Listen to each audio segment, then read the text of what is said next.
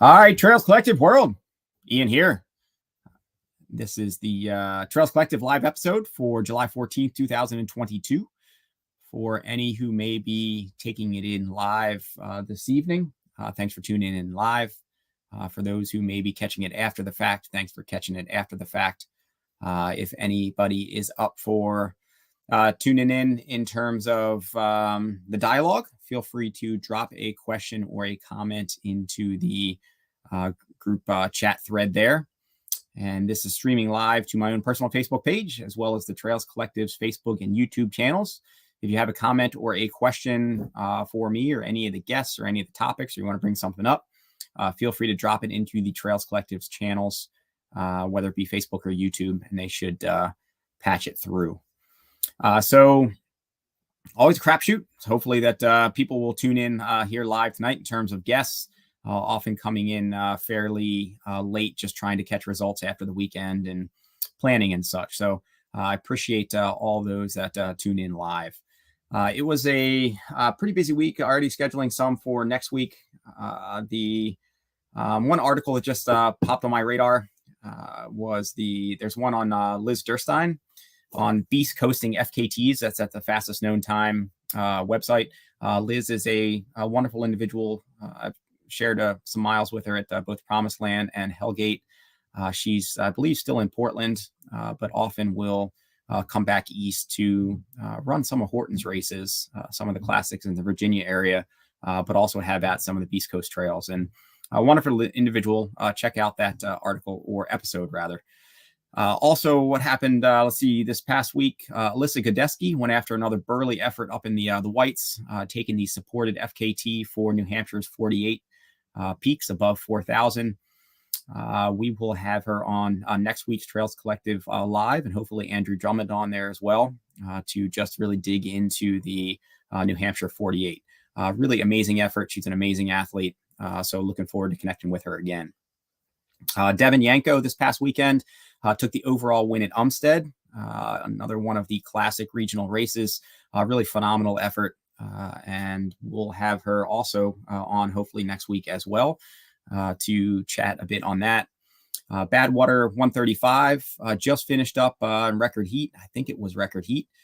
And next week we will also have on the top East Coast finisher, now based out of the Philly area, Ray Loney. I've not connected with her in person yet, so my apologies if I'm mispronouncing that name.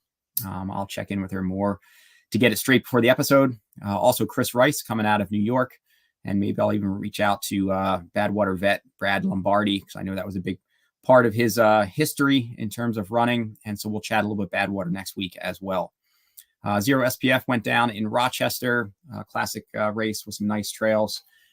So there'll be a bit of talk to talk about next week, and we'll see what else hits my radar in between. But for this episode ahead, we are going to focus on two events. We're going to focus on Loon Mountain, a classic New England mountain race. I will bring in Tom here in just a second, and we will check in on some of the stats, but I think multiple time U.S. Mountain Running Championship event. And then this year, the first or the inaugural vertical mountain running championship as well. So Loon being a classic, and we'll be excited to have on.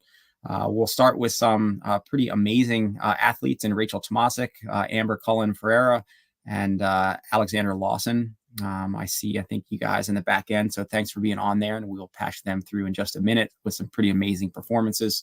Then we'll get into the men for a few minutes after that. We'll have Daniel Curts, 26-year-old out of Norwich, Vermont, and Joe Gray. Joe, prior world champion, mountain runner, multiple time U.S. and probably the greatest male U.S. mountain runner of all time. And we'll dig in a little bit to Loon, at least on the men's race. And then we'll shift over to the Ironstone 100K. Ironstone is a inaugural 100K that went down in Roxylvania and PA. Really burly event. We'll bring in the RD, Ben Mazur, who created it. And he looped me in pretty early to kind of, I don't know if it was pretty early, but looped me in ahead of the race and going live with it to talk about just how burly the course was, despite some of the metrics. And that really proved to be the case in terms of finish stats and reports out of that race.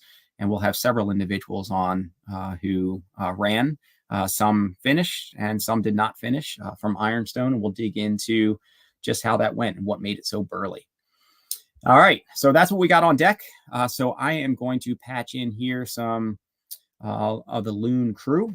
We'll bring in 603 Endurance's Tom Hooper and RD. Tom has Vermont 100 on deck for himself this weekend.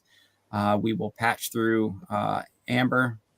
Thanks for being on, and nice to meet you, at least visually here. Nice to meet you. Alex Lawson, thanks for being on as well. And then Rachel, so good to see you again. I feel lucky to see a couple weekends in a row here, so nice work. And let's see. So a few of you, I kind of briefly tried to at least briefly ultra sign up stalk. That's how it goes. I guess some people, there's various ways that we can stalk each other these days. Some happens on Facebook where I can connect with you, but more excitingly is ultra sign up stalking, just to see where you've all been in terms of races and coming at it. And so let's just start with you, Amber, because I'm looking at Jiu-Jitsu on my screen first. So not a ton of results in terms of ultra sign up there, but there's those that are fairly varied in courses, but usually on the podium, if not the top spot. So tell us where you're based at the moment, and just in a quick minute or so, kind of where you're coming at it with a trail running background. Yes, thanks for having me on. This will be fun. So I'm in Concord, New Hampshire, and trail running is definitely a fun, like, secondary sport for me. Like, primarily I'm long course Ironman, like long course triathlon. Yeah. And so I but like love to mix it up in the mountains and with the trails, especially like uphill mountain running. Like, I'm pretty terrible at the down portion. But it's just still a fun challenge for me. Yeah. So, yeah.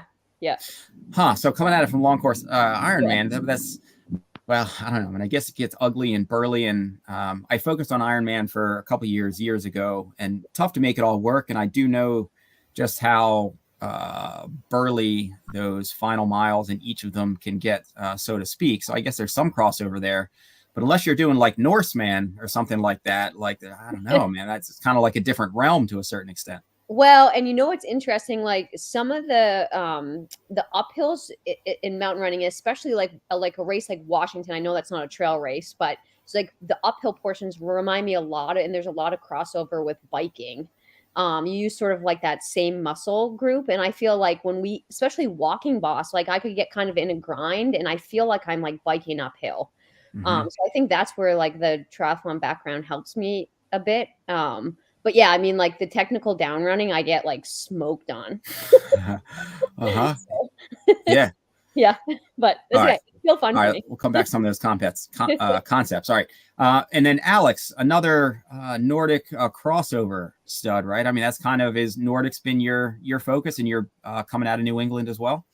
Yeah, I'm from Craftsbury, Vermont. And yeah, I pretty much primarily Nordic ski, and that's what I train for. And but I like to pop into like some of this mountain running stuff just for extra training and just for fun, I guess.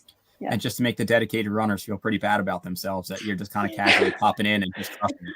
I mean, we do a lot of the same training that the runners do, so it all sort of works out the same way, I guess. But yeah. When I forget who we had on a prior episode, but we touched on Nordic cruise a little bit as well. So right after college, I moved to the north. Well, I moved around a bit, but eventually landed in Central Oregon in Bend. And even though I wasn't really running much out of college, I still felt like I was kind of young and in shape, and I was a decent college runner. And I jumped into a couple of the races or mountain races, and just these Nordic people were just like out there. They were just kind of like these burly like engines that were just like gone. I'm just like, who are these people, and why are their engines so, why are they so tough? So I definitely appreciate the Nordic scene, and mention it's probably one of the most fun things for me to watch during the Olympics, just in terms of how you Nordic people, just how deep you can draw on literally every muscle in your body, and just seeing kind of the collapse after the finish. And that may or may not be you. You may be like, yeah, I don't do that. Like, I actually don't fall down at the finish, but those that do look pretty fun and impressive. Yeah. And were you born in Craftsbury? Is that where you're from, or just where you're living? I'm from Burke, Vermont. So that's like an hour from Craftsbury, but yeah, I'm from the Vermont area. So Yep. yeah. Yeah, right on. And then Rachel, Utah. Am I remembering that right? Is that where Wait, you're at? sorry. You're Mom, you're Utah at the moment? Oh, I'm in Arizona. Arizona, that's it. Yeah, Yep. Williams, which is like on the same plane as Flagstaff is. Mhm. So yeah, I'm like right next to Flag. Yeah. And awesome to see you have two really awesome efforts back to back. Thank you. Yeah. It was a fun couple weeks for sure. Right on. And maybe we can dig in. I'm curious to see how you were feeling because that's a pretty burly back-to-back BeastCoast double. All right. So we'll back up a second. I'll come back to you, Tom. Tom, for those who really aren't familiar, cue the audience into just a minute about Loon Mountain's history and then like course topography and just a bit on Loon. Right. So Loon, 6 miles, a little over 3,000 feet of vert. With upper walking boss at the end, so 44% grade. I think it may have been a little steeper than that this year, but yeah, it was. The course changes slightly every year just because they're under construction, but not too much. 769 entrants this year, which is pretty good for the U.S. Vertical challenge. Yeah, that's about it. So when you say it got steeper this year, is that just you kind of there in the off season, just kind of with a shovel and just kind of shaving away at the grade a little bit? So normally when they mow upper walking blast, they put in some switchbacks. They decided not to do that this year. So there was a little section that it was a little bit more vertical than previous years. And was that by intent for the vertical Absolutely mountain championship not. or no? No. Worked out well though, but yeah, no, it wasn't intent. When we went to market on Friday, we're like, wow, this little section's hairy. So hopefully, Alex, going back to that Nordic background in terms of just the depth of your cardiac engine, that you appreciated the extra steepness there. Hopefully it was. Yeah, I think the more climbing, probably the better for me. So. And have any of you done Loon Mountain in the past, or is this all your first Loon? It was my first, yeah. I did it once, like 3 years ago, I think. Yeah. Yep. And I think I did it once, like it might have almost been like 10 or maybe 9 years ago. Yeah. Oh wow. Okay. And so with it being the championship this year, with it being the vertical mountain, Rachel, that I'm guessing that did that factor a bit into you coming back east for the race, or did you just kind of, was it already on your radar and wanted to run Loon? Yeah, it was more on my radar just because it was like a U.S. championship. It was the winner got to made the world team. And so I was kind of trying to give myself a chance, as many chances as I could to make the U.S. team. And one of them was at Whiteface. And I came in top 3 there. So I made the classic mountain team there. And I had signed up for Loon because I was like, well, just give myself an extra chance to make the team just in case. So yeah, that was kind of the thought behind that. And they're both out on the East Coast. So I ended up just staying over for the week, which was super fun.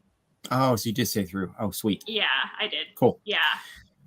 And then Amber and Alex, with it in your relative backyard, would have run it anyway, or kind of the championship angle is a draw for you? Do you want to say it? Sure. I'll go ahead. Yeah. I think I probably would have done it anyway. I just have to talk to my coach to kind of work in these races to our training schedule. But I think that with it being so close by, and it's a pretty good race, so I think either way I would have done it.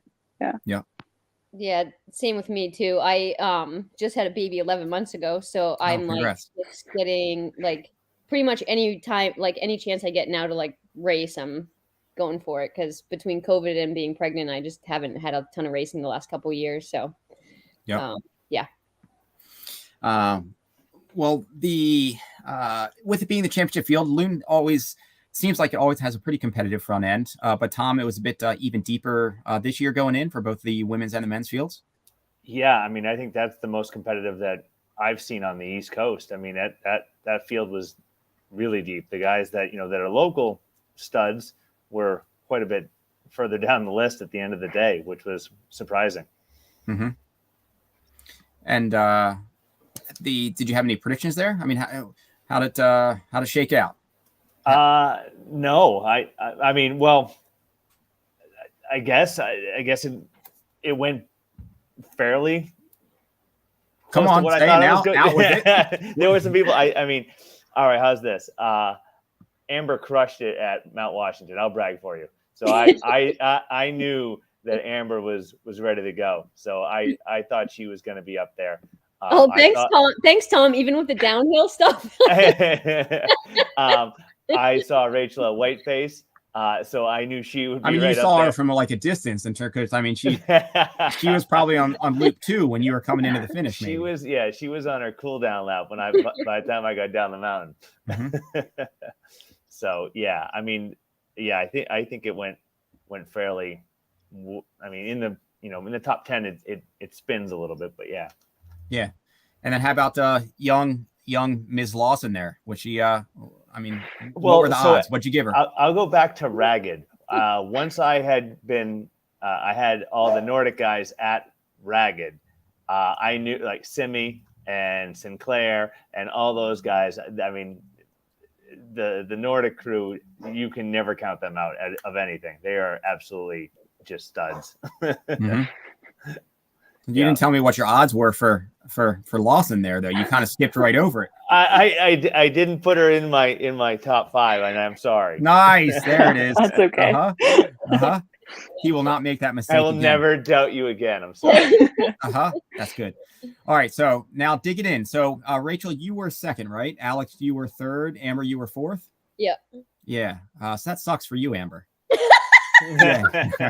No. All right, just kidding. All right. Fourth is actually like a really comfortable place for me. I finished fourth so many times over this. Yeah, totally. It's my happy place. All right, well, that's good. All right. So how did it all shake out? So, and whoever wants to kind of lead in there, I'm assuming the three of you were somewhat within contact. How did it all go down? I mean, I can start because I know I was like around 10th to start, so I could like see Alex and Rachel like in the front, and I kind of like was just trying to work my way up through the field, and really what quickly became apparent is I would like kind of passing people on the uphill and then get passed on the downhill. And I think I saw Rachel coming into that like last big long downhill before you take the right up on Upper Walking Boss, but you smoked me on that downhill. So the rest is history. No, do you guys, because I never get to see it. I never get to see basically from when you leave until Upper Walking Boss. Do you guys jockey back and forth, or do you kind of just stay in a tight pack, or how did it work this year? Yeah, so I was up there, I guess when we came out of the forest, after the first 2 miles, Lauren and I were still together. And then it started getting steeper and she kind of made a move on me, and Alex caught up to me at that point. And I tried to just kind of keep her in my sight, during the climbs and stuff. And then on the downhill, I ended up passing her, and I was like, if I am going to beat her, I know she's crazy good at the uphill. So this is my chance. So that was kind of when I made my move, and then just tried as hard as I could to hang on to it at the Upper Walking Boss. But yeah, Alex is a crazy good climber. So it was fun to just be able to compete with her for sure. Alex and Amber, because you've done it before and you know the cross country section, did you hold back a little bit because you knew what was coming, or did you just still go full out? I think that cross country section for me felt super fast. I felt I don't know what you guys felt like, but I felt like the race went out pretty quick and hot. Yeah, and it's just this type of running is just so hard, right? Because your heart rate's high on the uphill, but it's also pretty high on the downhill. So I thought that cross country section was fast. Yeah. The opposite of Whiteface. And then Alex, what do you think in that mix? How are you feeling on the race front? I mean, I think with running races, I always tend to start out a little bit conservatively. Just, I don't know, because it's different from skiing in the sense that you don't you don't get the rest on the downhills, so I have to pace myself like a little bit more. But I also think you just kind of ruined my perception of Nordic athletes. I'm thinking they're just like going hard like all the time. Wait a minute. Wait, you're just talking about resting on the downhills? I'm going to look at it totally differently. All right, keep going. Sorry. But I think that also for me anyway, that type of running is quite a bit muscularly different than like upper walking boss at the end and some of the climbing. So I did feel like I could push it pretty hard and still not be extremely tired at the end. So you're saying you weren't extremely tired at the end. You were kind of sandbagging out there, and actually you probably could have taken the win if you just really applied yourself. Yeah. No, that's not what I'm saying. I just mean like I wasn't trying to save a ton for upper walking boss, because I knew that it would be sort of physically different than the rest of the race. And then Rachel, how'd you feel? I mean, you're still young enough that you should bounce back quicker than us old people, but how'd you feel after recovering from whiteface? I know people were pretty kind of a little bit sore in the legs area, generally below the waist, following whiteface. How'd you feel in your recovery and going in? Frozen. She's frozen. Wait, very contemplating frozen. You are, Rachel, at the moment there. So if you can hear us, Rachel, it's awkward for us because you're kind of comatose in that photo. But hopefully you'll come back. You can try, if it doesn't unfreeze in a second, you can try logging out, logging back in, and I'll pull you back through. But maybe I just kick you out of here, and then you'll just maybe try to log back in. Let me try that. Hopefully that's okay. Rachel, come back to us. So definitely some, I think, soreness out of some of the other athletes. I was really curious how Andy was going to feel coming back in the men's field as well, with some soreness there. But I mean, that's a pretty burly double back to back. And I was curious to see just the comparison of the two courses. But Alex and Amber, I'll have to pull you into whiteface like another year there to have you weigh in on it. Come on, Rachel. Come on. There it is. That a girl. She's back. All right. So I'm back. Sorry. The Wi-Fi is not. No. All good. So how'd you feel after whiteface? Recovery okay? Did you body feel okay going in? Or were you a little bit nervous about it? Or you're just like, I'm already on the national team. Like, this is just a bonus if I feel good. Yeah, it was a little of both. I was definitely excited because I had made the team the previous week, so I was pumped about that, but also really just wanted to go out there and compete hard. I mean, it's a national championship, so I wanted to go after the title if I could, but my legs were definitely fried for a couple days after whiteface because it was 4,000 feet of climbing and descending in like 6-ish miles, or 7. And so it was just like crazy steep. So there are definitely parts that were as steep as Loon. And then the downhill, I feel like, is really what gets you, and wrecked my quads. And I actually fell at like the top of the downhill. I was trying to, at whiteface, I was trying to like turn, and it was like loose gravel and stuff. And I just like totally ate it on the ground. And so I think like I was a little bit sore from that, and my quads were just wrecked. But after a couple of days, my legs started coming back, and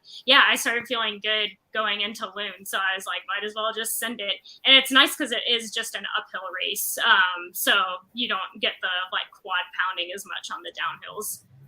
And what's that metric? So it's 3,000 of ascent, and what's the descent? Is it just like a few hundred feet or something, or what's the Loon metric? I think there's 1,000 feet of down. Okay. Yeah, I think it's 3,003 up and then 1,001 down. Okay. So much, whatever, hard no matter how you slice it. But in terms of kind of wrecking the legs, kind of a different picture or game there. Tom, you being kind of old, you're probably still feeling whiteface going into Vermont here, which I'll be feeling whiteface for like 3 months. Yeah. I mean, that downhill was no joke. Yeah, it is no joke. So you should probably sit back off of the Vermont 100 field, maybe not go out for the win. Maybe seat yourself right around third and then just try to move up from there. It's a good plan. I like that. Yeah, that's fair. And then, so with the vertical uphill, does this translate to like a VK? I can't remember what the world event is that you, Rachel and Alex, just signed yourself up for. Yeah, so the one, if we were like top 2 at that race, there's one that's over in Italy that we're doing, and I think it's like 14K, and it's mostly like uphill. I don't know how many like feet or meters uphill it is, but it's like mostly uphill like Loon. And then the winner like will get to go to Worlds, and that's like a VK. So I think it's like 3 miles and 3,000 feet. Oh, okay. So just Lauren qualified auto for the world team on that one. Right. Yeah. So they're doing it a little different this year. The person who won Broken Arrow, which was Allie McLaughlin, she got a spot, and then there's another spot for whoever won Loon, and then there's a third spot for people to like send in resumes, and then there's a team that'll select someone. Oh, got it. Okay. So, all right. Yeah. Okay. I thought it was top 3 were kind of automatic on this one too for the vertical uphill. I'm glad you understand it, Rachel, because Ian and I host it, and we still don't understand how this works. Yeah. Mm-hmm. It's kind of confusing. It's definitely different than like trials at the track or for like the marathon or something like that. Yeah. Well, right on. You all did phenomenal. What do you guys all have on deck? Rachel, I would have asked you prior, but tell us again, and then Alex and Amber, and what do you guys have for the rest of the season? Yeah, so I'm headed over to Europe for a couple of the Golden Trail Series races. I'll do the one over in Norway, and then Sierra Zinal in Switzerland. And then I'll come back over and do Pikes Peak, and then Flagstaff Sky Peaks. So I'm kind of on like the Golden Trail Series circuit for the rest of the season up until Worlds. And you run for Merrill? Is that your I do. brand association? Is Yep, Merrill? yep. Merrill doesn't necessarily sponsor any series, though, right? I mean, you're kind of Golden Trail. Is that mostly Solomon? Who's doing Golden Trail in Europe?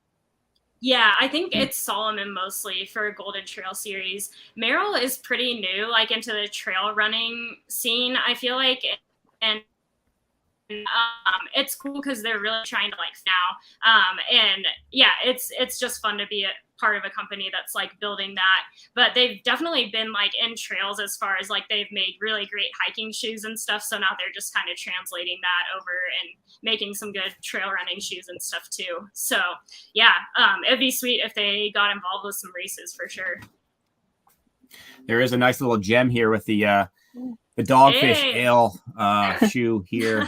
One of probably the coolest looking shoes there. So at least they have this going for them, which is actually a pretty comfortable shoe. But okay. But that's a pretty awesome opportunity to head over there and do some of those events. Alex, what do you got on deck? Mostly just training for skiing. Yeah. I try not to do too much running. It's like a fine balance, I think. But yeah, that's pretty much it.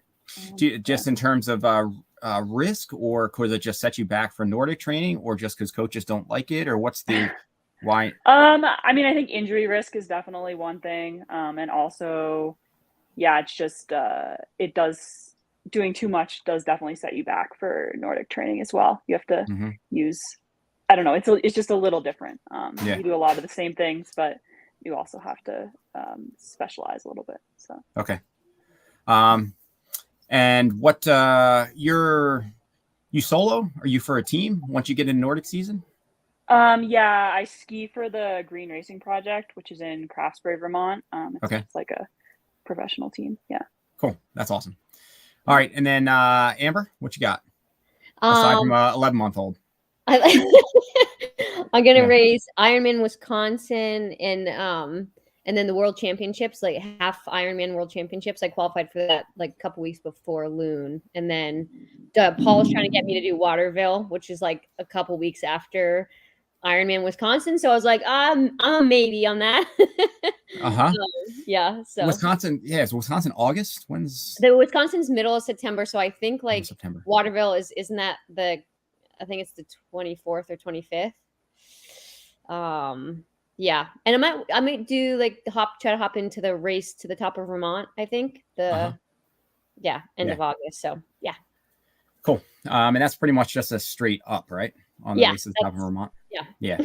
Not quite as risky there. So that would be good. And then I mean, I guess that's tough, right? I mean, Ironman is pretty specific training, so hopping into a mountain race isn't necessarily in that training program. Yeah, I mean, it is good. Like, it is good to mix it up. And again, there's like, I think a lot of crossover with the biking, the strength you get from biking. But yeah, totally risky. Like even like kind of flying down some of those downhills at Loon. It's like, oh my God, I don't want to twist an ankle.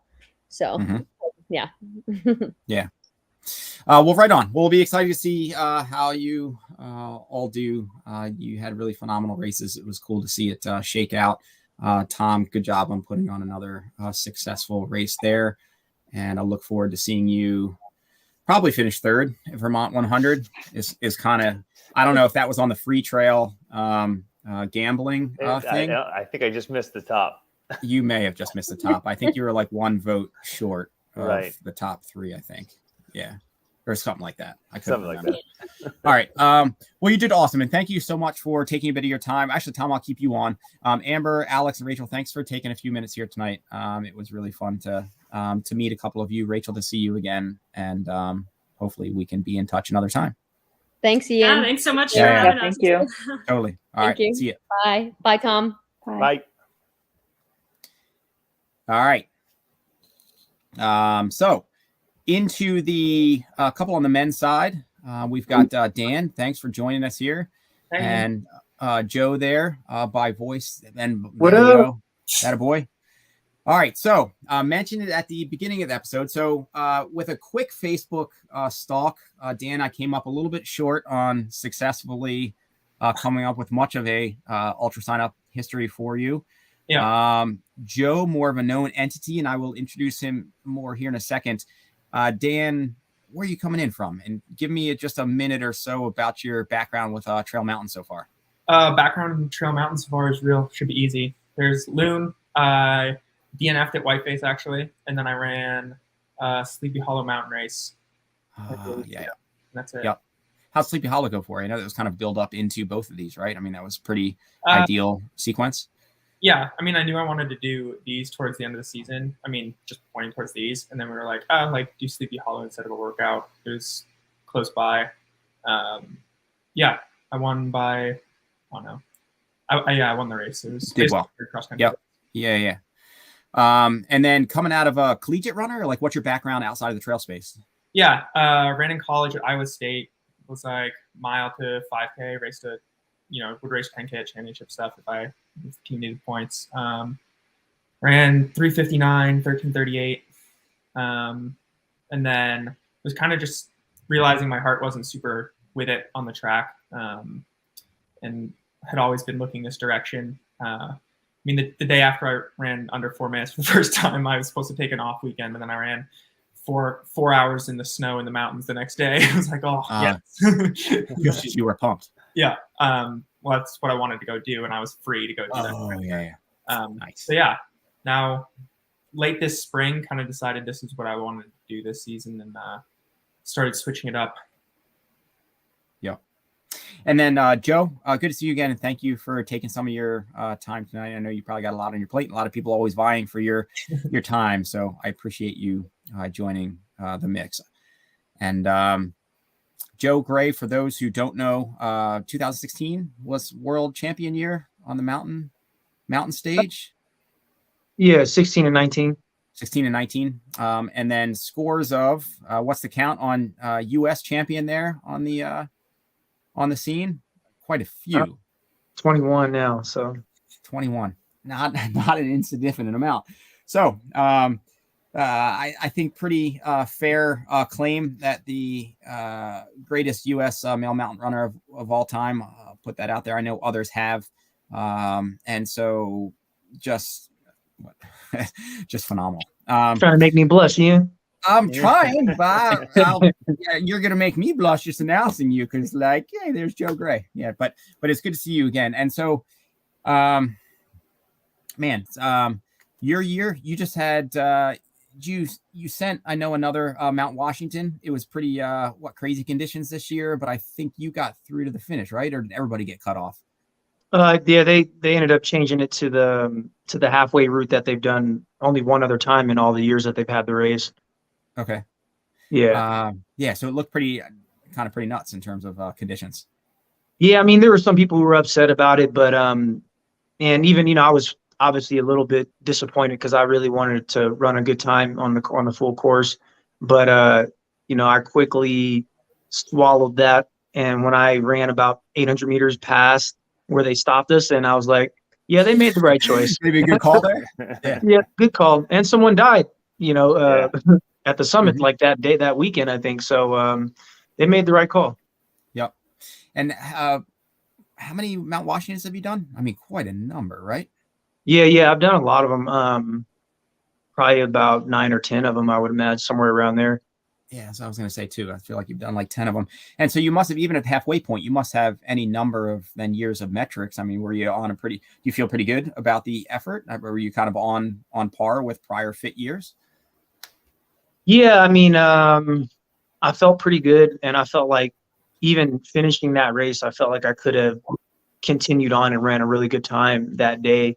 The rain and the wind were starting to get to me. It was cold, so it was like, if they did let us go to the top, and let's just say it wasn't icy, but we were still dealing with the rain and the wet, I just don't know how fast we would have run. I don't think it would have been anything spectacular if it had continued with that same weather pattern. But if it cleared up, then yeah, it would have been a good day.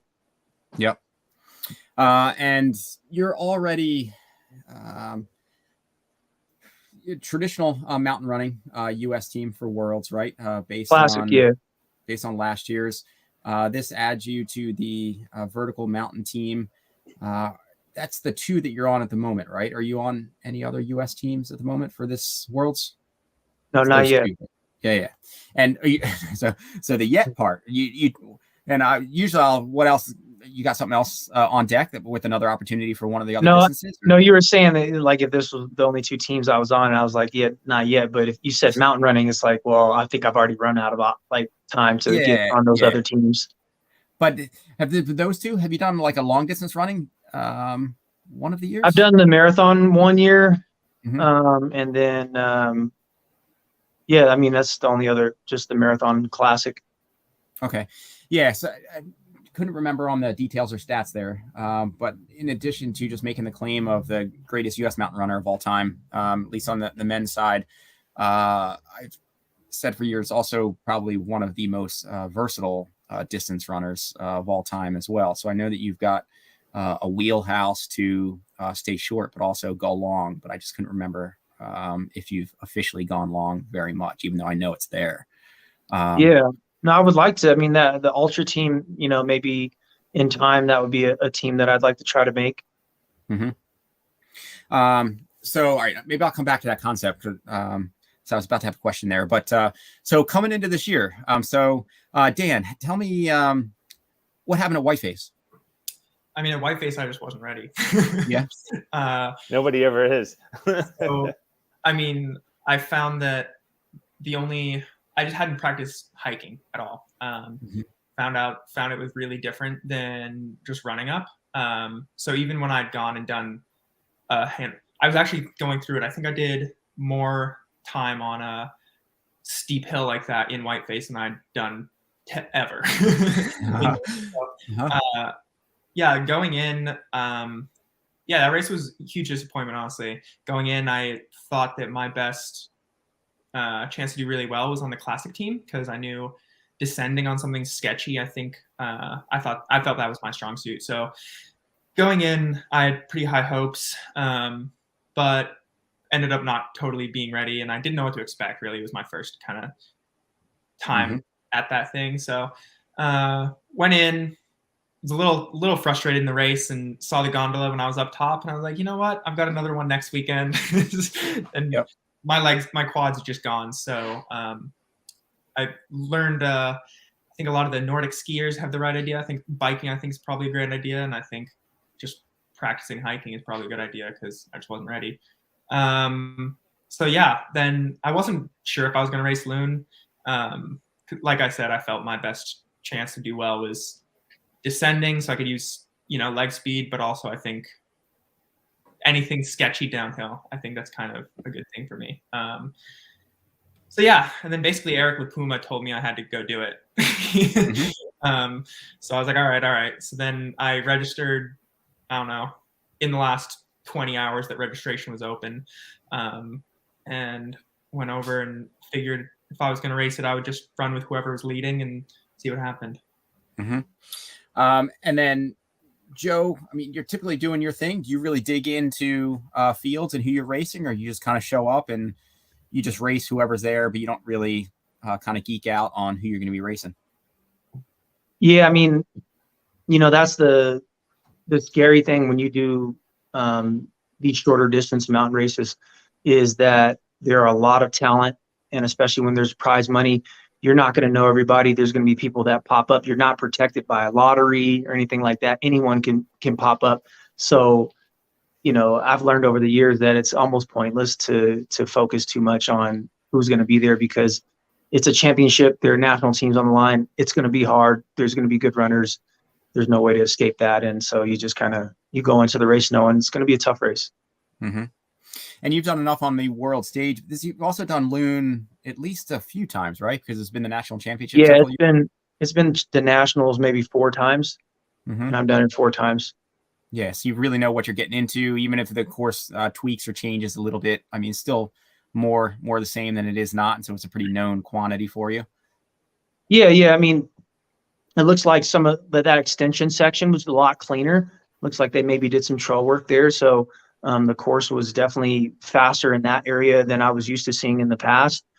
Some of the downhills were a little bit more choppy than I remember in the past. So yeah, there's a little bit it had a couple different aspects with technicality, but also, there's a speed aspect as well. Yeah. And how to shake out for you guys? I didn't get to check out any of the live feed to see, Joe, did you just kind of go off? Dan, were you in contact? How did it shake out for running for the win or the podium? And you guys didn't finish, about a minute apart, if I remember right, or something to that effect? So not exactly close to one another, but definitely in visual contact. Yeah, I can go.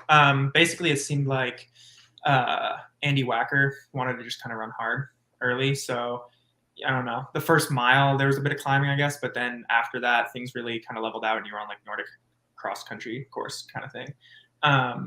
So he was leading. And then I just found myself, I didn't feel like I was running that hard. And I was like, I may as well be leading. Like in the trail, like I feel like it's easier to be leading because Joe was kind of giving us a little space too, because you don't want to roll an ankle for no reason. So if he's composed, just give us a little space. So then probably stayed like that with kind of Andy and I trading off leads for the first 3 miles, which I had no idea what the course was. I didn't recon at all. I didn't go up it at all. So I was just kind of following flags. There were a couple times I was like, oh. But then I think somewhere around 3 miles, the climbing kind of actually starts in earnest. And I think Joe and I kind of separated there. There was a long, I don't totally remember it. I was just kind of following Joe along after that.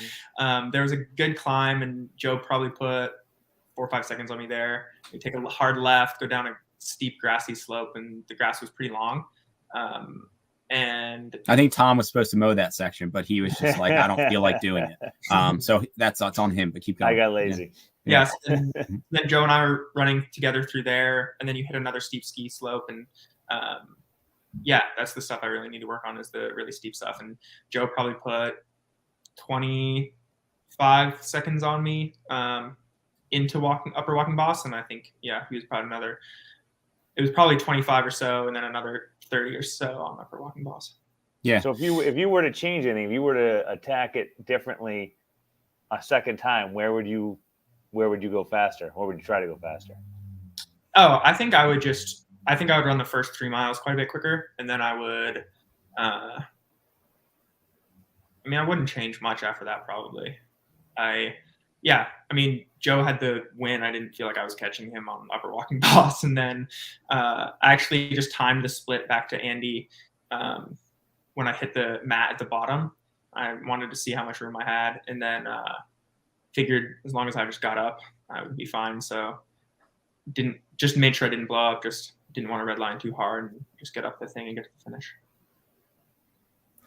And then Joe, how about from your end in terms of shaking out? I mean, Andy's kind of a known quantity for you. You see Dan there in the mix, and just kind of one of those unknown entities. But I mean, that's some wheels at 359 and kind of a young, fresh face there. Who knows what he's going to do?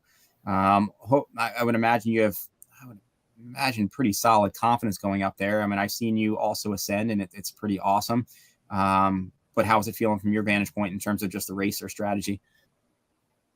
Really, I was just more focused on winning, whether that was by 2 seconds or if it was by a minute, it didn't matter. So early on, I was just kind of mostly I was worried more so about Garrett because he was kind of, for me, a really unknown. I think I've seen I've run some of the same courses in, like he wasn't on USA team for that, but he ran at the Great Bupa, the winter race, the big cross country race. And then there was a Team USA, and I ran for Team USA, and we run an 8K. And I think Garrett ran either 3 or 4K. And I remember the course is pretty choppy. And I saw what Garrett could do there. And I was like, well, I think this guy is going to be someone that I need to keep my eyes on. And so when we got to that flatter section, I just kind of kept running with Garrett. I didn't worry about what was going on up front as much. And then, I made a couple moves to see, what he was going to do. And, at that point I was like, well, if Garrett's not in it, then I might as well just go now because I think I can win it from here. So, when I took the lead, I knew that that was a wrap. Yep. And Garrett, I'm trying to remember, he was a pretty solid collegiate runner as well. Also, right, has some wheels and somewhat crossing over into the trails now, if I'm remembering. Yeah. He's got very good accolades.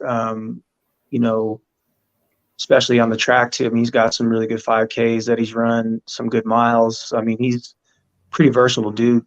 He's beaten Mo Farah a handful of times in the cross country. And then he's got a cross country skiing background. So it seemed like all the pieces were there, Yep.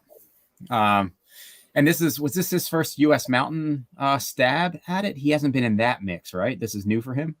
Yeah, I think one of my friends was saying they raced him at there was a race at Canyons in California, I think it was. Mm-hmm. And so that's the only other race that I've seen him do. But I mean, he's run enough cross that, I think it's not such a crazy transition. Yeah. I mean, he spent 10 minutes at bib pickup wondering if he should wear road shoes or trail shoes. Mm-hmm. Yeah.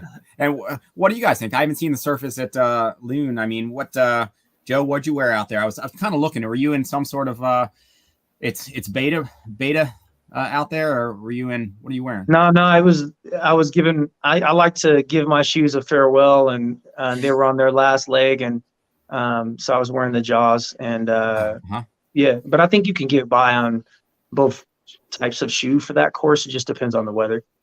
Dude, is this still the first generation Jaws? Right? They didn't come out with the Jaws 2, the second version. Yeah, that's the only one. Yeah, that's the only one. Man, one of my, I think, favorite, most fun shoes of all time. But man, on like one solid run, the thing just delaminates on the toe and comes apart in the front. If it gets wet, my whole foot turns blue. I'm like, did nobody wear test this? Did they not give it to anybody? But they wow. did. They fixed the blue. They fixed the dye issue. But yeah, I mean, you're probably running pretty gnarly stuff. So I mean, I was taking it where it's not designed to go, for sure, because it's such a fun shoe. There's a lot of shoes out there. It all depends on where you're training at. Like there's parts of Hawaii, right? If you're on, a volcano, you're running a lot of that type of trail. You could get a shoe that would maybe last in Colorado for 400 miles. It might only give you 200 on that type of terrain because it's so abrasive. So, it all depends on where you are. So do you get decent mile out of that shoe in Colorado, or are you just racing with it? So you don't really put volume. Yeah. I mean, I didn't train it as much just because we've stopped making it. So, I had to try to save that one. But yeah, I mean, you can get pretty good miles on it in Colorado as long as you're not high alpine. That's funny you say that, because there's right here. I mean, I've got so many shoes, it's ridiculous. I mean, that's I guess the upside or downside of owning the store. But here's the fresh pair. I think I went through 2. I think I sent all of them back to Hoka because I was like, I don't feel good about selling this because the shoe just comes apart. Like I can't sell it to people. But I still went ahead and kept a fresh pair that's unworn in a box down here because, dude, this is such a phenomenal shoe. Yeah. Like, of course, like Whiteface, it probably would have done pretty well. Yeah. All right. So you had some lugs, still some flex ascending. Dan, what'd you go with on your feet?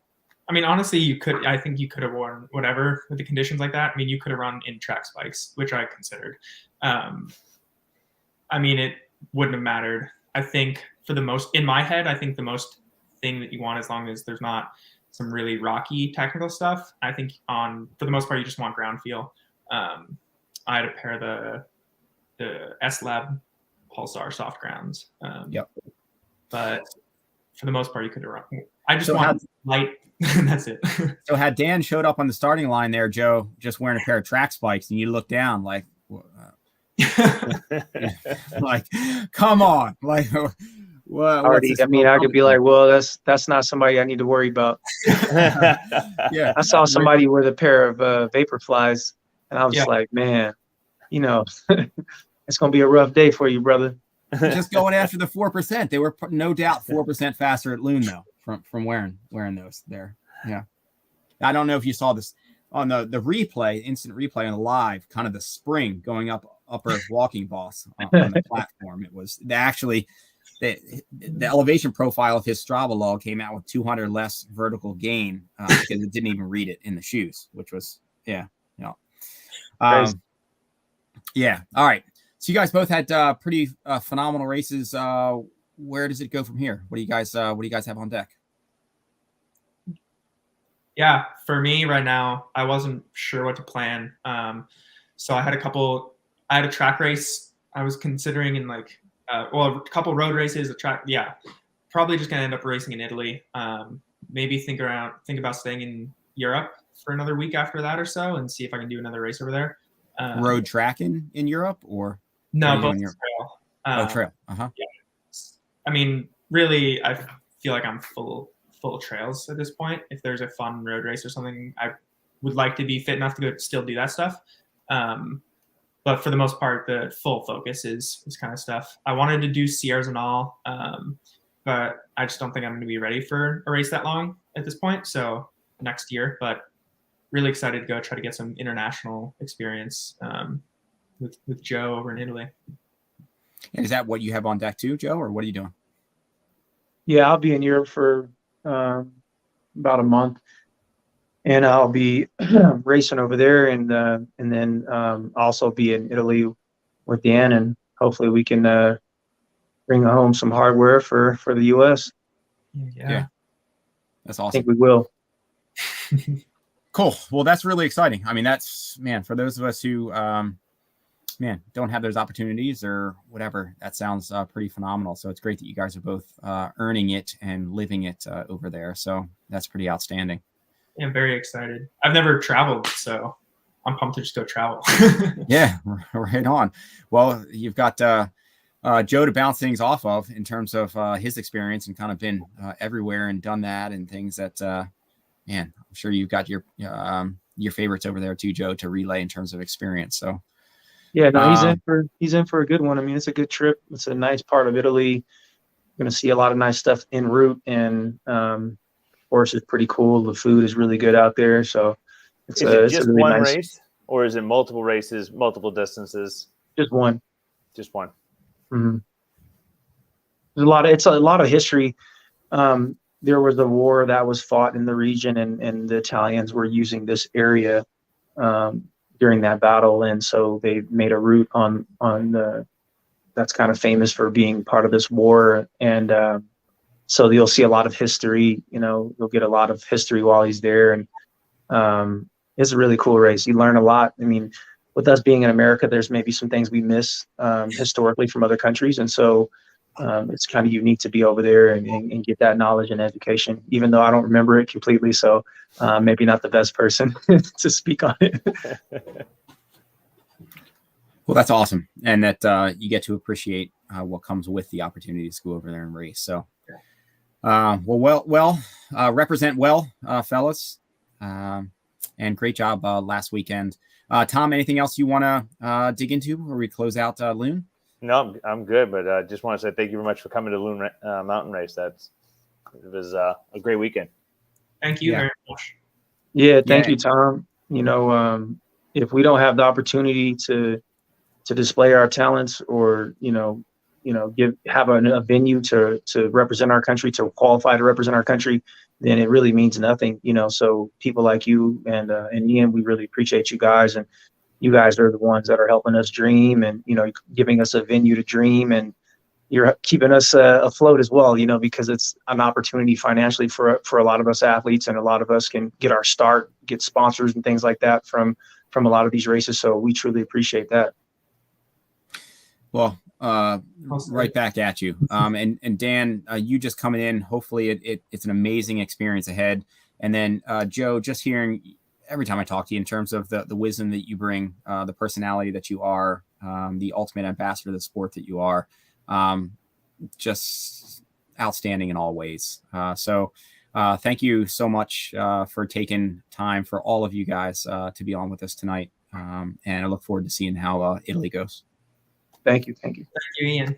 All right. See you guys. Okay. All right. And good luck this weekend, Tom. Thank you. All right, man. All right. So we are going to shift gears, staying in the Beast Coast here. And we are going to shift into the Ironstone 100K. I'm going to bring on Ben. Ben, good to see you again. Hopefully I didn't cut you too short on that meeting. And Mary, good to meet you, at least visually here, bringing you through. Ryan, good to see you again. And Kiran, nice that it's working. So thanks for all being here. So for those that are with us here, Ben created a beast in Ironstone, very much representative of Roxylvania. Kiran, Ryan, Mary, all with experience in the Roxylvania train and the Beast Coast events, various flavors. And Ben, this is kind of what you're after, right? I mean, this is in your neck of the woods, a new creation, but a representative one. So tell us a little bit about what you were intending for Ironstone and a little bit of the metrics. Well, I mean, clearly I intended to have a very tough race. The Mid-State Trail is a trail that bisects the state from north to south. It's 321 miles, and I've always been in love with the trail. It's the trail that whenever I was training for things like Manitou and escarpment and any other hardcore race, it was my go-to place. Has the moniker as being the Pennsylvania's toughest, wildest trail. And a few years ago, actually, this past year, there was an opportunity that presented itself. There was a trail gap between Greenwood Furnace State Park and Canoe Creek. And the trail gap opened this past year with some help. We were one of the donors that were able to provide matching funds to get this trail corridor completed, mostly through a tunnel underpass that went through under a busy highway. And at that moment, I knew that my idea for having a ultra on the Mid-State Trail was possible. So started to think about where to start, where to end, and add in some surprises here and there. What we try to do is try to make the race a little bit more unusual from some of the other races that I'm involved with, and also Kiran and Ryan and Mary are more accustomed to. We had a 2 p.m. finish. I mean, a 2 p.m. start, which is unusual. We started the participants off on a rail trail, 20 miles of rail trail. And a lot of people was wondering, why would I want to do that? Well, everybody hates rail trail. That's why I did it. But it was, designed to basically, to allow the runner to use some strategy on, how are they going to run this, first section without, blowing themselves up. But to do it in a time that, they don't get, hit in the back of the head whenever they get into the more technical section, which I say section, it is actually 40 miles of rock. So it really tested the mettle with a lot of runners. And I think a lot of them are wishing they read the course description a lot more carefully before they attempted the race. But, whenever we were marketing the race and promoting it, we were very matter of fact. I mean, we didn't, sugarcoat anything. But, there was I have a personal peeve whenever, race directors, being promoters of their own race, want to say, we're the toughest, we're the hardest, so on and so forth. And I wanted to basically have the trail itself to, speak volumes after, the participants either attempted or completed the race. Yeah. And this is something you and I think touched base when I was doing the, so on the Trails Collective site, for those who haven't checked it out, we have a number of feature articles. It's been a bit since I've added one there. Life just gets a little busy. But one of them is the toughest events in the Northeast. And I had the same pet peeve, and there's, I think, certain RDs, maybe, I don't know. So to the issue that you just mentioned, I think it's become fairly commonplace to not necessarily have tons of experience, maybe outside of your bubble, to have run others. And it becomes this kind of macho, I don't know, there's more of like a male testosterone thing, like our course is like tougher than yours or whatever. And this is kind of how you market it. And for me, often tougher in my head translated to maybe more vertical. And if it translated more vertical, it was like, there's got to be some nice overlooks, and there's got to be like really nice topography. And so it wasn't necessarily about it necessarily being tougher. It was about, that sounds like a great challenge in a beautiful place. Mm-hmm. And that's where my mind went. But when I created the toughest article, it was to really try to put metrics on it, like to try to say, all right, let's quantify that. Like, and this has been, I know, you asked for others to run and be able to quantify and what are the metrics. And it's interesting that you've created such a beast here when on paper, the metrics don't paint that out, but the times and the DNF rates and other subjective measures do bear that out. And well, I had a lot of people that, of course, Ian knows, and for the audience, I'm also involved with, Black Forest Ultra, World's End Ultra, also an assistant at Eastern States. And whenever I put together this race and I said, it's going to have a 23-hour cutoff, people kind of looked like, really? Why are you being soft, Ben? What I don't understand. And I says, wait, we didn't see. It is, deserving that, you do need all of that time. And, whenever you go from like a 9-mile section from A station to A station, it's taking 4.5 hours to complete it. You do need that 23-hour cutoff. And also, I wanted the race to end, around breakfast, to sort of have like, here's a new day that's dawning. And, I went through the night and came out the other end. And now it's, the sun's shining, hopefully. And, that, this is something that, you achieved. And there's sort of some like types of symbolism that I wanted to put in there. I'm going to pull a quote from Ryan from one of your Facebook posts and use it to then segue into hearing from you, Mary, Ryan, and Kiran. And I might have a couple things for I'm going to lead in with Ryan. So the Ironstone course was not what I wanted to be in for that long. It was a great race, and I ran by an amazing group of people. But the course was designed to be challenging in a way I didn't dream to be challenged.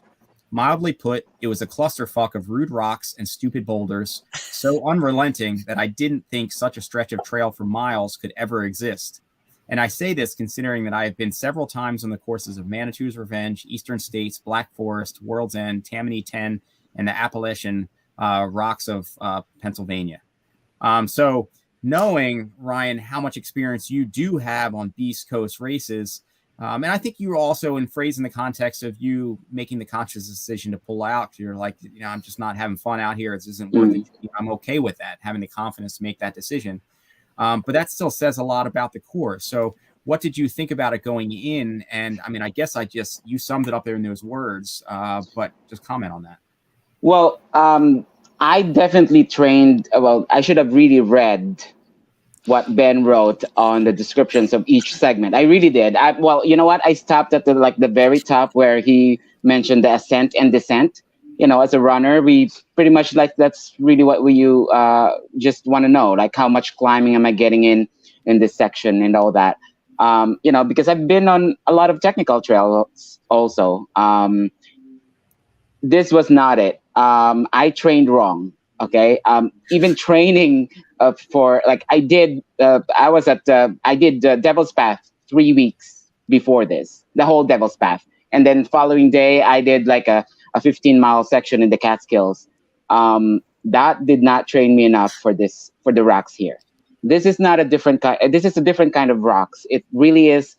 That's why I refer to the rocks as like stupid and rude, because I didn't want to, tell that to the people who put up this race, because I wouldn't hurt the rocks. But it really is so annoying.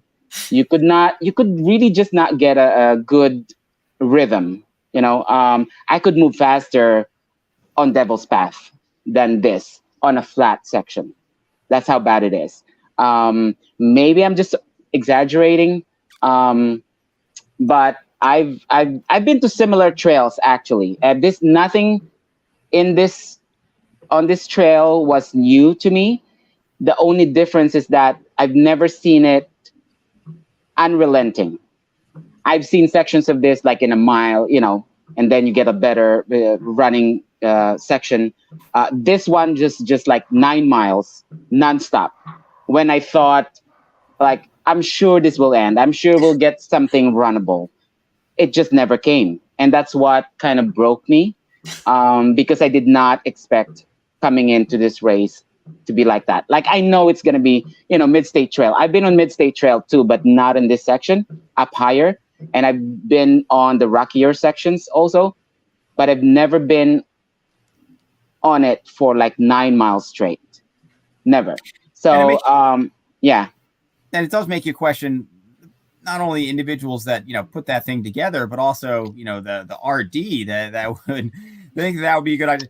I think I've only run as Heiner 50K, I think once. And there's just like a quarter mile stretch or half mile or whatever it is. And I don't even know if it's still on the current configuration, where it's just like this mildly rocky, pointy trail or whatever. Nothing like you guys just all did with like Ironstone.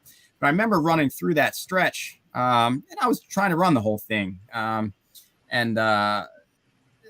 fairly quick. I think I probably had the slowest wind time of ever out there, but I was still trying to run fairly quick. And I remember hitting that short stretch, and I was like, what is this? Like, I clearly, like, right through the woods, probably like 50 meters, there's got to be like a nicer stretch of trail. Like, why would you choose to put this in? This is not fun. This sucks. Yeah. Like, what? And then, but by much larger extension, what you all just did. Now, Mary, for you, one of your comments was, I think it was good to have something in your, like, maybe relative backyard, or I forget how you phrased it. So it was more of a known entity for you, and you had an awesome day or night, however that went, both, and ran really well. But how'd it go for you? And what was your experience? Yeah, I was super excited to do this race. Yeah, it's in my backyard. Mid-State Trail is one of my favorite trails to begin with. I do spend some time on that trail. It does get a little weedy in the summer, so, it was nice to run it free sail edition during the race. I couldn't wait to get to the race to run freely through the rocks. But it's my style of running. I love rock hopping, so I just feel bad for the people that just weren't expecting that, because Pennsylvania rocks are just like none other, and the MST just shows off what we have here.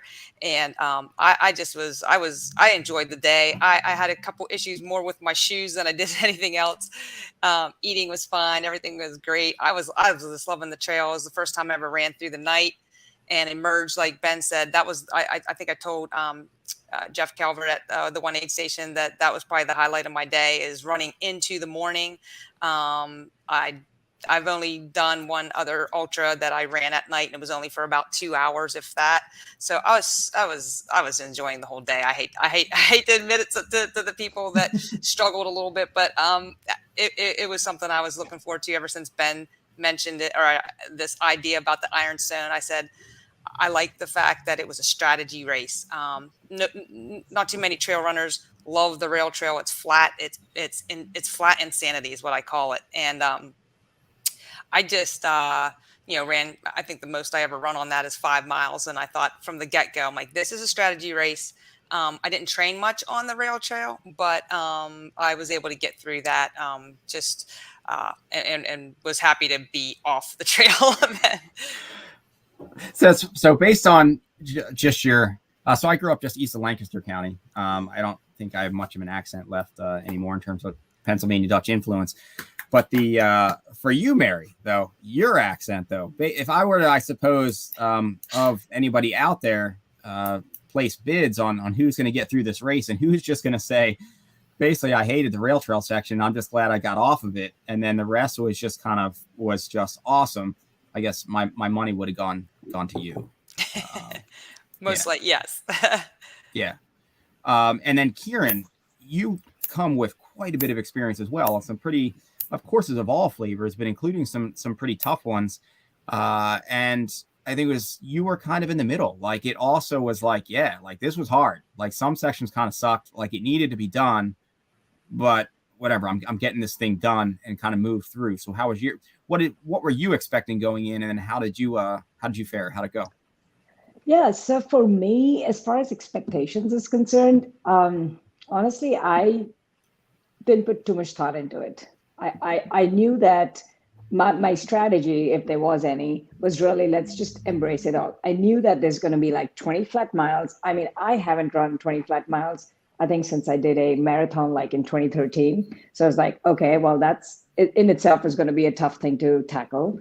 And I'd done parts just like, as Ryan mentioned, like he did like north of that area, right? So I've done the Mid-State Trail. I'm like, okay, so it's a Mid-State Trail. I get it. It's 40 miles, right? But I did not expect anything like what we encountered. So it was basically just embrace it all. I knew like I got to make peace with the rocks. I mean, I realized that like really, really soon, especially once the rocky section started. And that was the first climb. I forget what the Vista Point is, but we got up to that point and I was like, okay, I think this continues. I mean, I expected it to kind of like be rocky and then like smooth it out a little bit, but it just never changed. And that's when I knew I just got to be super engaged.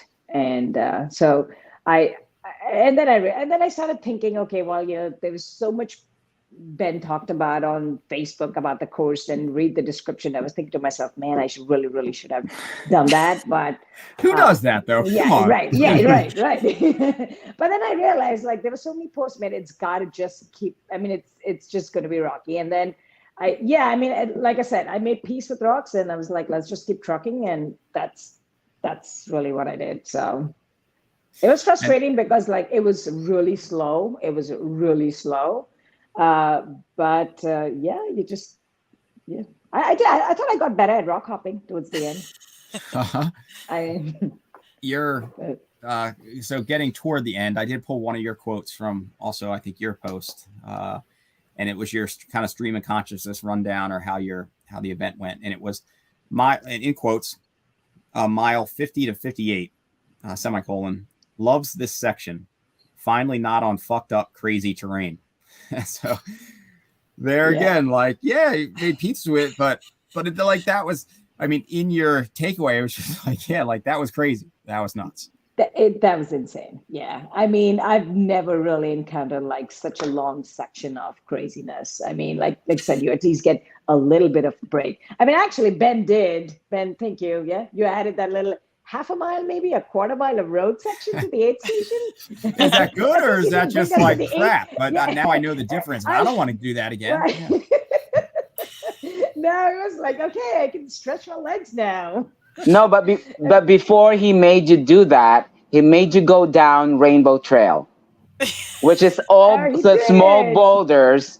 When we could have just gone straight to Mid-State Trail and it still went to that same aid station. But that's anyway, true. that's a it's one of the crazier descents, I think. Oh, And yeah, it's that- just How could something named Rainbow Trail can be exactly. that I was saying that, like, who named this Rainbow Trail? Because there's nothing Oh, yeah. unicorn-like and rainbow-like about this trail. Oh, yeah. Well, maybe it's that- because you have to take your brain to another spot. Like you need to disassociate. And I'm just thinking of rainbows and unicorns, like right now, because otherwise, my world is not pleasant. Yeah, that was a crazy section. I think I fell 3 times on that section. But honestly, I think that whole race, the challenge is pretty unique, right? Because it's not just about the rocky section. It's everything about it when you just add it up. It's the 20 miles, starting at 2 p.m., just 40 miles of whatever that's called. I'm not sure what's that called, but whatever that was, it's just crazy. I mean, it was crazy. Yeah. So I was pumped that, to just kind of keep moving because, like I said, that's all you got to do. You got to embrace it all. And just to add a little bit, I mean, coming into the race, if this is just not, I thought I would be just coming into like something similar to an Eastern States or a World's End or a Black Forest. It's not. It's a completely different race. Don't think coming into it like it would be a similar effort to that. I would say it will be even slower than any of those courses. In the daylight, even. Yeah. Well, yeah. Now that this is good. Yeah, at night. I told Ben he needs a daylight version of this race. That will make it easier. Can see the beautiful vistas that we missed as we hopped across the boulder fields. That's a good point, right? Because you were up on that spine or up fairly high for a bit, but that's right. You would have been going through in the dark. Oh, Ben, buddy. Well, I did. Another reason I had it start at 2 p.m. was to have at least, the back of the pack runners make it to this point called Spruce Knob. And Spruce Knob has probably one of the best vistas in central PA. You can look out, 35 miles in any direction. And it just so happens that... And it just so happens that the runners were treated to a magnificent sunset. Yeah. I've heard a lot of people mention about that. Now, the quote of the race is, legs of iron, resolve like stone. And a lot of people I've talked to at the finish said there's the rocks, there's the 2 p.m. finish, there's the, the rail trail. But also it's the fact that they had to be engaged. And paying attention, for such a long stretch. And there wasn't really an opportunity for you to start doing that, 50-mile shuffle, just to, move yourself forward. You still had to, keep those, legs, like lifting so you don't trip and, being engaged on what's ahead on the trail. So, that also took a lot of people by surprise. Now, going through the results, a lot of people who actually had this as their first 100K did very well.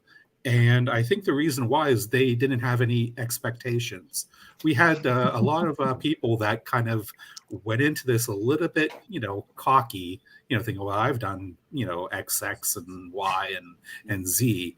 But then there's the, the new runners that actually did very well because, they didn't really have an expectation. They just knew that I have to get this done in 23 hours. And, the percentage of those that finished is remarkably high. Yeah.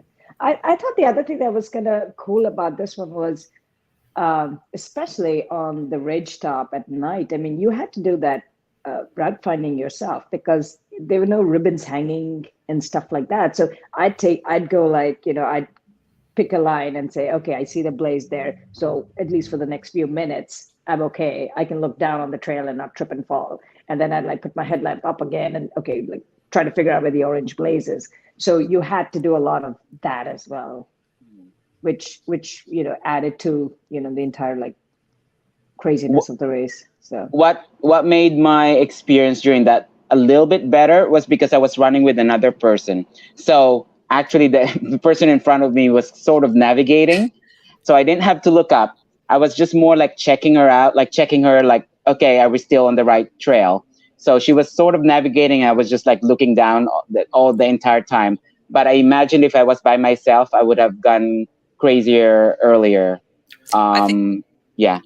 I think I had the home field advantage on that. I've been through some of these boulder sections a couple times, not so much the ones further into the Rothrock State College area, but even in the last month and a half, I was able to knock out that section, a couple of times. So that gave me what I would say the home field advantage of knowing those boulder fields. I kind of saw and remember lines and just kind of half kept my eyes open for trailblazers. So I did have an advantage there going into what it.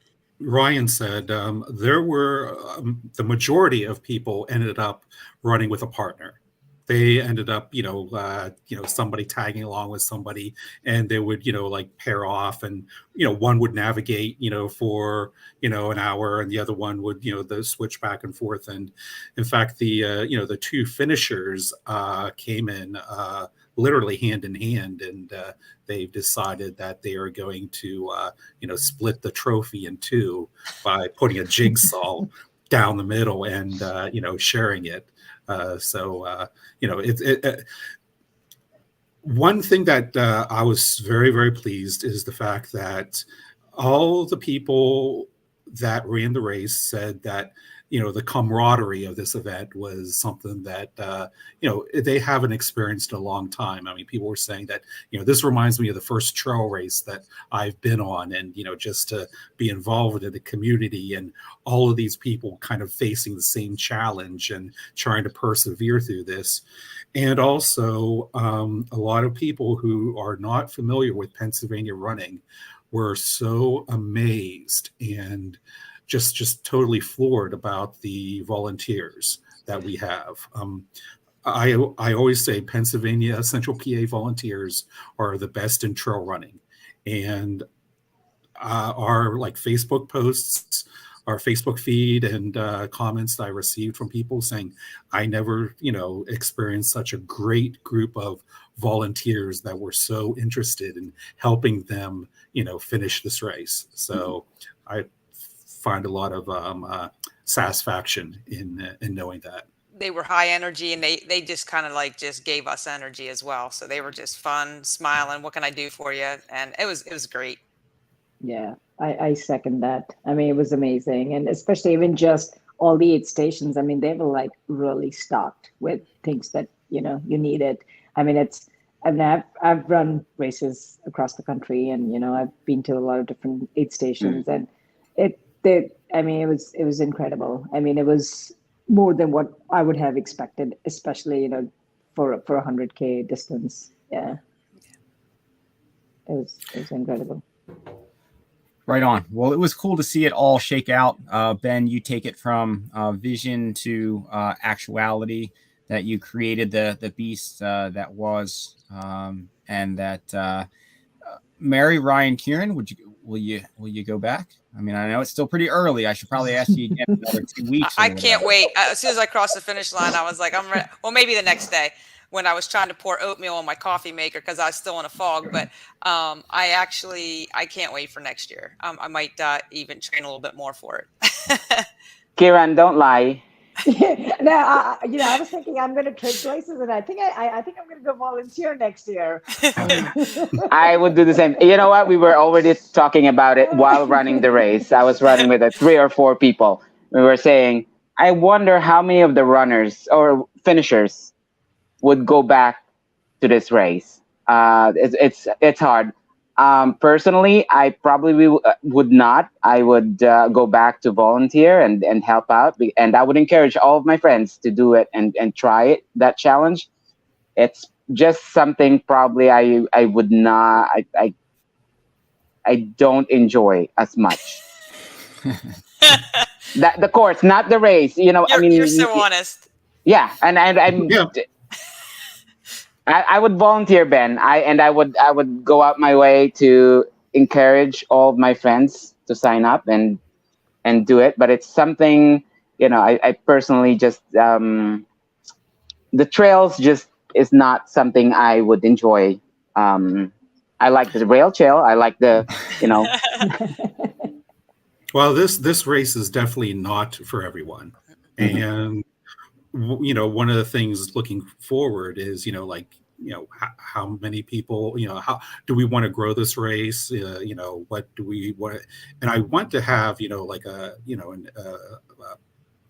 a more higher caliber of people from all over the United States, but the number of participants, I mean, we had 70 that signed up. I'm not interested in taking it more than maybe 125, just because I think we would lose some of the, the atmosphere and camaraderie, and also, there's some logistical issues that prevent us from doing a race any bigger than that. But I want this to be more of the, the quiet race that people have heard about, like Manitou's Revenge, where, they hear about this race, and it's only for the, the ones that have the legs of iron and the resolve like stone. So have it at that. And Mary, do you wear that, or Kiran? I guess, Kiran, you're in Texas, so it's probably, I am. I imagine, pretty freaking Texas. hot there. Mary, do you sport that? I guess it's been pretty hot here too. Do you sport that flannel to out in the community yet? I wore it that day, but I have it washed up and ready to go. It's a sweet flannel. I said from the beginning, I'm running for the flannel shirt. Which is good. It was some pretty good, unique swag. So that's right. Nice it was. There, Ben, and always being pretty intentional. Mm-hmm. Right on. Well, what do you guys all have on deck? Kiran, Ryan, Mary, what you got? And Ben too. Ben, I know you're often on the back end, but participating maybe some as well. What do you guys all have? Go ahead, Kiran. I'm going to be running the Bear 100 in September. Nice. That's next for me.